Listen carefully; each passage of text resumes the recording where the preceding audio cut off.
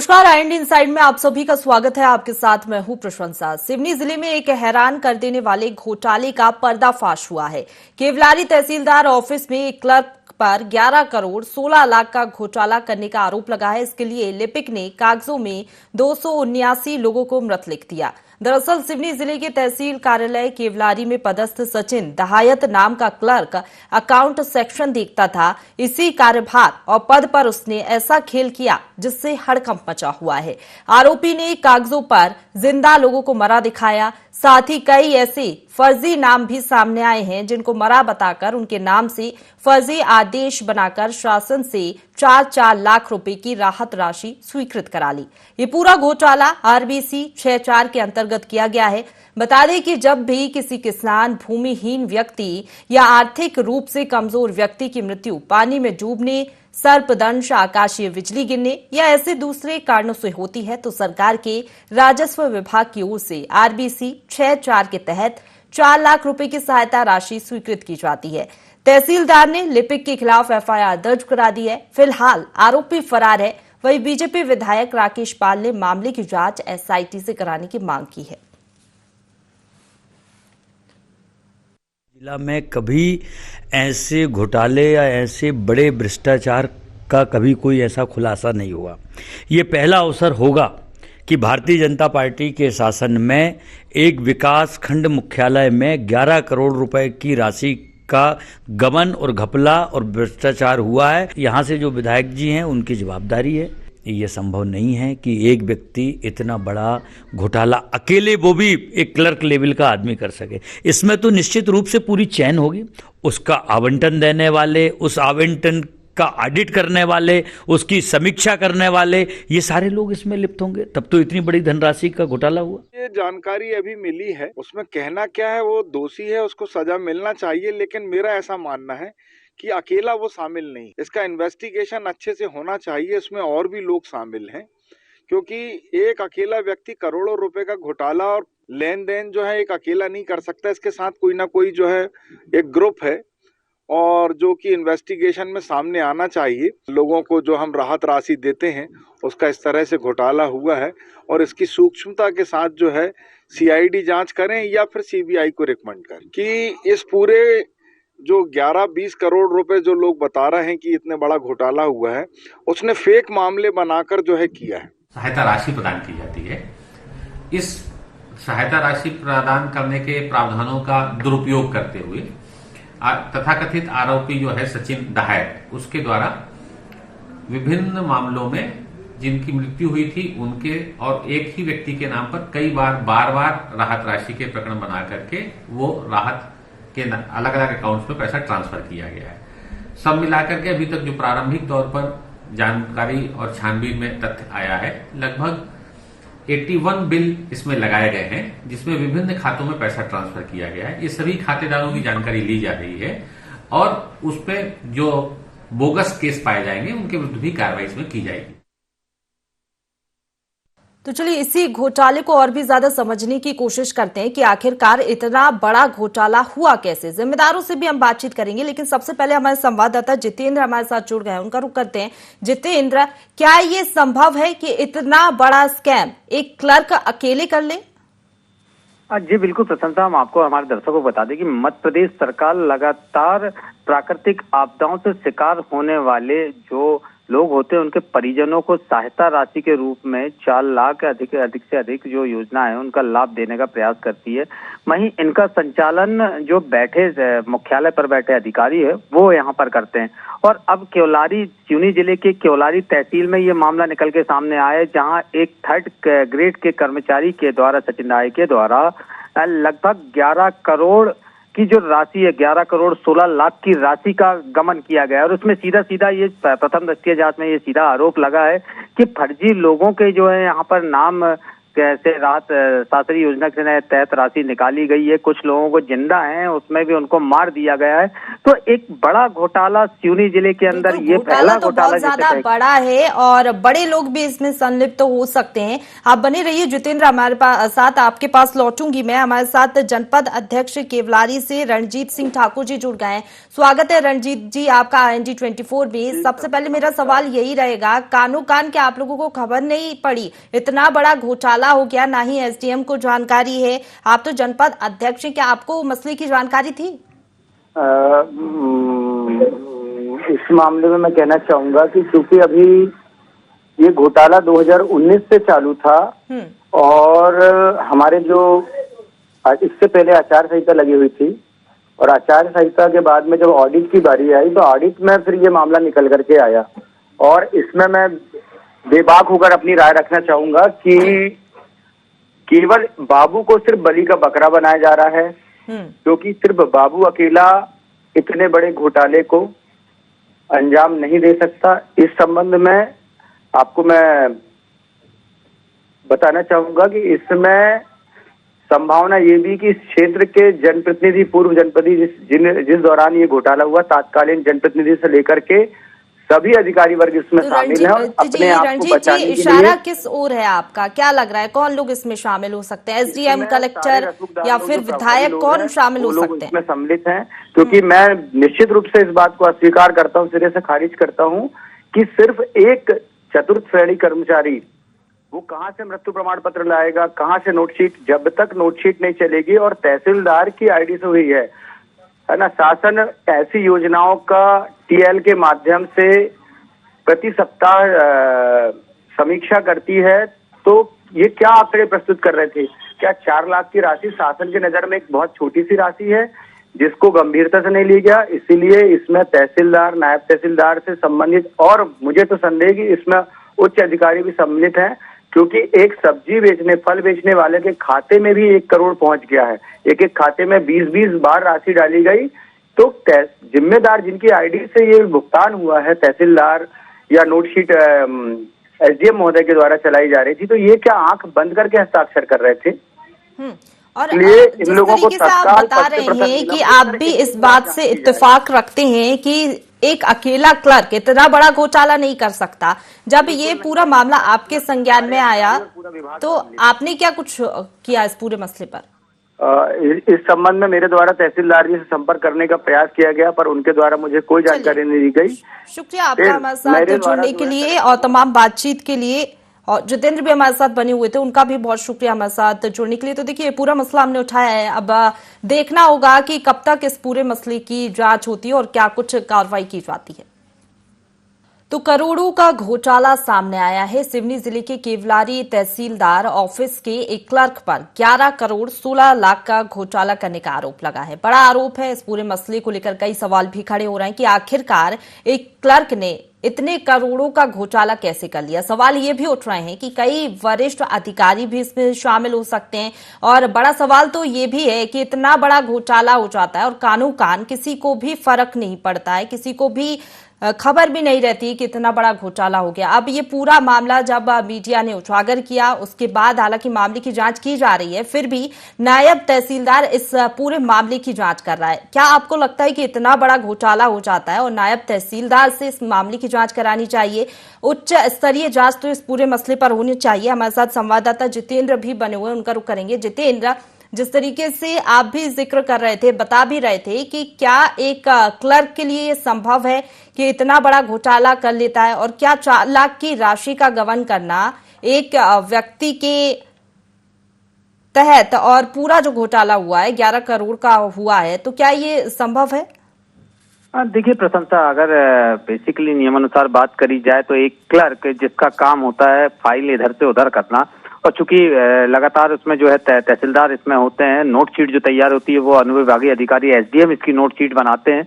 तो और उसके साथ सबसे बड़ी बात रहती है कि इसकी हर हफ्ते जिला कलेक्टर कार्यालय में समीक्षा की जाती है कि शासन की योजनाओं से जो आपदा प्रबंधन की राशि जो प्रदान की जा रही है उसकी समीक्षा की जाती है, किस किस को दी जा रही है। तो अगर इस पूरे मामले में देखा जाए, चूंकि 11 करोड़ का मामला है और लगभग 3 साल पुराना मामला, लगातार 3 साल से ये कार्य किया जा रहा, तो कहीं ना कहीं इसमें सवाल बहुत सारे खड़े होते हैं, एसडीएम के ऊपर भी सवाल खड़े होते हैं, क्योंकि एसडीएम ही है जो यहाँ पर नोटशीट तैयार करते हैं। उसके साथ साथ तहसीलदार की आईडी इस्तेमाल की जाती है, जिस पर जो है राशि दी जाती है। सबसे ज्यादा तहसील विभाग जो होता है, जहाँ से राशि खातों में डाली जाती है, तो वहां पे नाम किसी का, नंबर किसी का किस आधार पर डाले गया, तो ये एक अलग सवाल है। तो कहीं ना कहीं अगर इस पूरे मुद्दे पर देखा जाए तो एक लंबी चैन है। हमारे जनप्रतिनिधि से बात हुई थी, जिस तरह से रजनीश ठाकुर सेवा दल कांग्रेस के जो प्रदेश अध्यक्ष हैं, उन्होंने भी सीधा आरोप लगाया कि इसमें एक पूरी चैन है और वो चैन इसमें जो है कार्य कर रही है। इसके साथ साथ केवलारी विधायक राकेश पाल ने भी इसमें सीधा आरोप लगाया कि इसमें जो है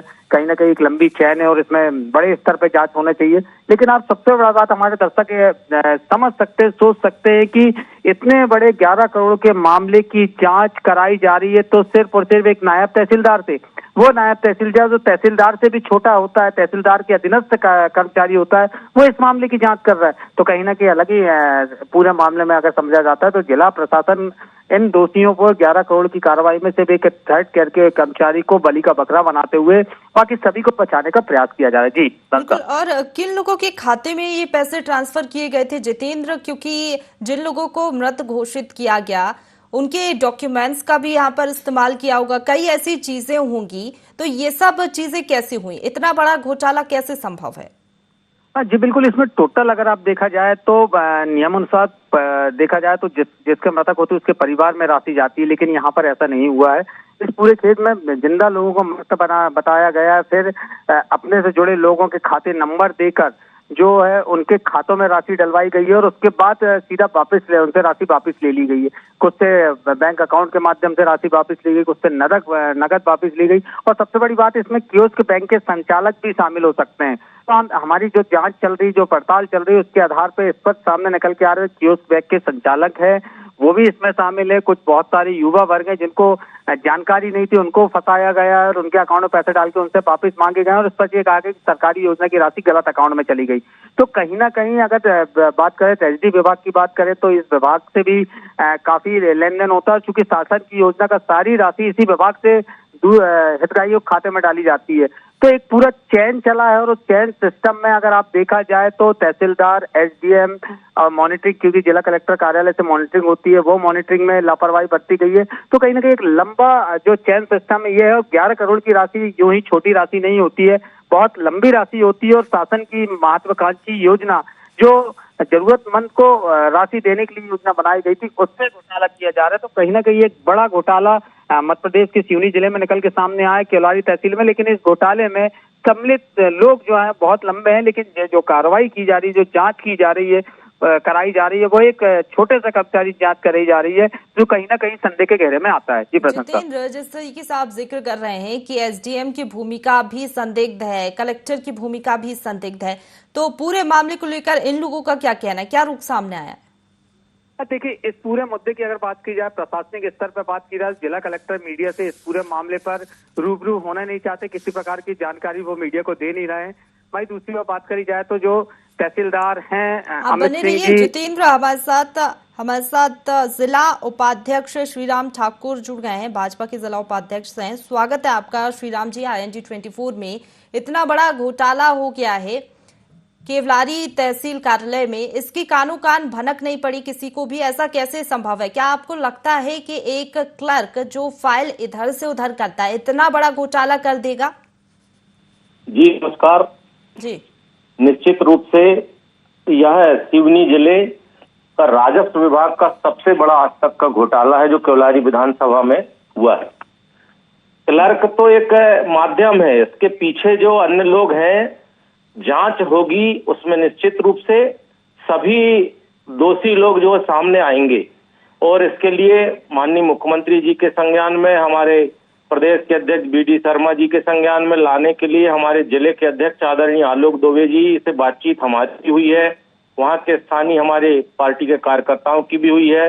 मुझे जहां तक जानकारी है, विधायक जी का एक वीडियो मैंने देखा था, विधायक जी ने भी कहा है कि हम इसकी SIT से जांच करा के, लेकिन श्रीराम जी अभी तो SIT से जांच नहीं करवाई जा रही है, नायब तहसीलदार को जांच के निर्देश दिए गए हैं। तो आपको लगता है इतना बड़ा मामला और नायब तहसीलदार से जांच कराना सही है क्या? 11 करोड़ की राशि छोटी होती है? मैं ये मानता हूं कि यह जांच जो है उच्च अधिकारियों से होनी चाहिए और मेरे ख्याल से इसमें 1-2 दिन में तत्काल निर्णय आ भी जाएगा कि अभी तत्काल में वहां से जो है तहसीलदार और एसडीएम को वहां से हटाया गया है। चूंकि जो लोगों के ऊपर लोग शंका कर रहे हैं उन्हीं से जांच कराना उचित तो नहीं है, इसलिए उच्च अधिकारी इसकी जांच करेंगे। इसकी मांग हम भी कर रहे हैं और तत्काल इसका निर्देश भी जारी हो जाएगा, मुझे ऐसी उम्मीद, और हम लोग बातचीत भी कर रहे हैं। लेकिन श्रीराम जी, सवाल तो ये उठता है कि 3 सालों से ये कारनामा चला आ रहा है, 3 सालों से किसी को कुछ भी नहीं पता चला। नोटशीट बनाई जाती है और पूरे डॉक्यूमेंट्स तैयार किए जाते हैं, समीक्षा बैठकें भी होती होंगी कि कहाँ कितनी राशि गई, किसके खाते में कितने पैसे जा रहे हैं। क्या इन सब चीजों में खुलासा नहीं हुआ 3 साल तक? यह बात बिल्कुल सही है कि प्रति माह जो है बैठकें होती है, प्रशासनिक बैठक भी होती है, जनप्रतिनिधि भी हमारे उपस्थित रहते हैं। और हेलो जी बताइए। यह निश्चित रूप से फर्जी दस्तावेजों के आधार पर ये सब किया गया मामला समझ में आता है प्रथम दृष्टया। तो यह बात संज्ञान में आनी चाहिए थी। कहीं न कहीं हमारे जो अधिकारी हैं उनकी चूक हुई है कि इसमें उन्होंने क्यों ना ध्यान दिया। कहीं न कहीं इनकी उसमें निश्चित चूक होने का यह परिणाम है, या तो फिर इसमें अन्य लोग और भी शामिल हैं जिनके द्वारा यह षड्यंत्र करके ही किया गया हो। यह जांच में ही सब कुछ पता चलेगा। जी, आपको क्या लगता है कौन लोग शामिल हो सकते हैं इसमें? क्योंकि एसडीएम कलेक्टर की भूमिका तो संदिग्ध है ही, और क्या लगता है आपको कौन लोग इसमें शामिल हो सकते हैं? और आपको नहीं लगता कि जल्द से जल्द जांच होनी चाहिए? नायब तहसीलदार को मामला सौंप दिया गया, जैसे ही मामला उजागर हुआ था तभी जांच एसआईटी से करानी चाहिए। 11 करोड़ की राशि बहुत ज्यादा होती है। अगर इस तरीके से शासकीय राशि का दुरुपयोग होगा तो जो लोग हैं, हितग्राही हैं, या फिर जिन लोगों को वाकई जरूरत है इस राशि की, उन लोगों तक तो लाभ पहुंच नहीं पाएगा। नहीं, इसमें ऐसा है ना, जिन लोगों को जरूरत थी उनको तो लाभ मिला ही है। तो ऐसे लोगों के फर्जी दस्तावेज तैयार किए गए हैं जिनको जो पात्र ही नहीं थे। तो क्या सरकार के पास इतनी राशि है श्रीराम जी? सरकार के पास क्या इतनी राशि है कि जो लोग जिनको जरूरत भी नहीं है उन लोगों के फर्जी दस्तावेज बनाए जाते हैं और इस तरीके से लाभ ले लेते हैं जो अधिकारी बैठे हुए हैं? सरकारी राशि का दुरुपयोग ही हुआ ना एक तरीके से। हाँ बिल्कुल, सरकारी राशि का दुरुपयोग हुआ, लेकिन फर्जी दस्तावेज के आधार पर जो एक बाबू है वहाँ का, उनने फर्जी दस्तावेज तैयार किया और संबंधित अधिकारियों ने उसका अवलोकन नहीं कर पाया और उसको नहीं पकड़ पाया। यह प्रथम दृष्टया यही समझ में आता है। चूक जो है, चूक समझ में आती है। तो आप ये बताइए, आप जिला उपाध्यक्ष हैं, आपकी भी जवाबदारी बढ़ जाती है, तो आप कब तक इस पूरे मामले को उठाएंगे और उच्च लेवल के जो आपके वरिष्ठ नेता हैं उनसे बातचीत करेंगे कि मामले पे संज्ञान लें तुरंत और एसआईटी से जांच कराएं? आपको नहीं लगता उच्च स्तरीय जांच होनी चाहिए? बिल्कुल उच्च स्तरीय जांच होनी चाहिए। इसमें बातचीत हो भी गई है। मैं आपको आश्वस्त कराता हूं कि तत्काल इसमें 1-2 दिन में निर्णय आ ही जाएगा। हो सकता आज ही निर्णय आ जाए, क्योंकि कल ही पूरे घटना। आप बने रहिए हमारे साथ श्रीराम जी। हमारे साथ केवलारी विधायक राकेश पाल जी जुड़ गए हैं। राकेश जी, स्वागत है आपका IND24 में। मामला तो संज्ञान में होगा ही आपके। करोड़ों का घोटाला, 11 करोड़ का घोटाला हुआ है। आखिरकार कैसे हो गया ये घोटाला? किसी को कानो कान खबर नहीं? घोटाला करने वाला कानो कान खबर थोड़ी करता है। नहीं तो इतने अधिकारी बैठे हुए हैं, इतने लोग बैठे हुए हैं, आपको लगता है एक क्लर्क जो फाइल इधर से उधर करता है इतना बड़ा घोटाला कर देगा और आप लोगों को किसी को भी पता नहीं चलेगा? भाई, हमें जब पता लगेगा तब तो पता लगा ना। तो हमने उसके लिए कार्रवाई के लिए आदरणीय मुख्यमंत्री जी से जो है अनुरोध किया है कि उसकी एसआईटी से और आर्थिक अपराध अन्वेषण ब्यूरो से उसकी इंक्वायरी की जाए, क्योंकि एक अकेला बाबू इसमें शामिल नहीं है। इसमें बहुत सारे लोग शामिल होंगे, क्योंकि अनेकों खातों में जो है पैसा डाला गया है, करोड़ों रुपए। जी राकेश जी, आप भी ये मान रहे हैं कि बड़ा घोटाला हुआ है, क्लर्क इसमें शामिल नहीं हो सकता और भी कई बड़े लोगों का इसमें हाथ हो सकता है, तो नायब तहसीलदार से जांच क्यों कराई जा रही है? नहीं, मैं थोड़ी करा रहा हूँ नायब तहसीलदार से। अरे तो आप विधायक हैं, आपको नहीं लगता कि आपको वरिष्ठ नेताओं से बातचीत करनी चाहिए? जी, आप अपनी बात जो है मेरे मुंह में डालने की कोशिश करते हैं। हमारी ऐसा कुछ नहीं, हम आपके मुंह में डालने की कोशिश नहीं करते। इतना बड़ा घोटाला हुआ है, बड़ा मामला है, तो आपको अपनी पक्ष की बात रखनी चाहिए। आप तो ये बताइए कि एसआईटी से जांच क्यों नहीं कराई? नायब तहसीलदार, आपको लगता है जो तहसीलदार से भी छूटा है उससे जांच करानी चाहिए इतने बड़े घोटाले में? जांच के लिए और आर्थिक अपराध अन्वेषण ब्यूरो की जांच के लिए हमने अनुरोध कर आए हैं। भोपाल गए थे अभी, हम वहीं से लौट के आए हैं। तो सर ये बता दीजिए, एसडीएम और कलेक्टर की भूमिका संदिग्ध है तो उन पर क्या कार्रवाई होगी? की भूमिका क्यों संदिग्ध होगी और एसडीएम की भूमिका क्यों संदिग्ध होगी, ये तो मैं नहीं कह सकता। मैं कैसे कह सकता हूँ, आप कह रहे हैं। तो आप बताइए, आप इस पूरे मामले को पहले समझने की कोशिश कीजिए। आपको नहीं लगता कि इतना बड़ा मामला हो जाता है और किसी को कानो कान खबर ना हो, एसडीएम, जिले के कलेक्टर, किसी को पता ही नहीं चलता है? चलिए, शुक्रिया आपका हमारे साथ जुड़ने के लिए और तमाम बातचीत के लिए। जितेंद्र भी हमारे साथ जुड़े हुए थे, हमारे संवाददाता, आपका भी शुक्रिया हमारे साथ जुड़ने के लिए। अब ये पूरा बड़ा घोटाला तो सामने आया है सिवनी जिले के केवलारी से। जिम्मेदारों से भी हमने बातचीत की। देखने वाली बात होगी कि मामले में कब एसआईटी जांच बिठाई जाती है और जो दोषी पाए जाते हैं उन पर क्या कार्रवाई होती है। फिलहाल IND इनसाइड में इतना ही। आप बने रहिए हमारे साथ।